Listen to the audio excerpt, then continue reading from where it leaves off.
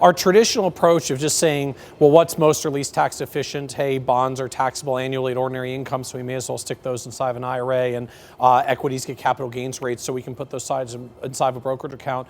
That framing alone doesn't really work in today's environment. And the fundamental challenge to it is that it's not enough to look at the tax efficiency of an investment when trying to make an asset allocation decision. You have to look at its expected return as well. What's it going to generate in the long run? Because the ironic reality of today's environment, making a decision like putting bonds inside of an IRA doesn't work terribly well in today's world, for the simple reason that bond yields are actually so low that there's just not much economic value to tax-deferred compounding growth. Like the tax-deferred compounding return of 2 or 3% isn't really much better when you put it in an IRA versus in a brokerage account. Whereas conversely, when you look at things like equities, while in the short term it seems appealing to get capital gains rates instead of ordinary income, in the long run, if you've got something that kicks off dividends, which are still taxable annually, if you've got a little bit of turnover, what you can find is over the long run, it's actually better to put equities inside of a brokerage, inside of an IRA and not a brokerage account, because you're trying to get the tax efficiency and the compounding growth in the long run.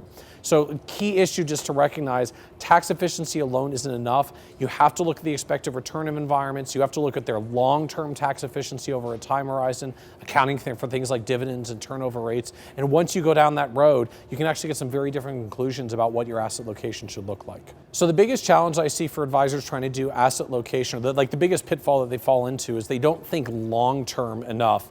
For clients that really have multi-decade time periods, even just a little bit of dividends taxation and a little bit of turnover actually can really curtail long-term growth, to the point where you can actually get situations where equities inside of an IRA are the winning answer, even though you might be converting capital gains to ordinary income, because you're getting decades of tax-deferred compounding growth by not dragging through dividend taxation, by not dragging through capital gain taxation with turnover. So when you're really looking at asset location decisions, it's not enough to look at tax efficiency. You have to look at expected returns over time, and you have to really recognize what the time horizon is going to be in the first place, because your short-term asset location decisions can be very different than your long-term ones.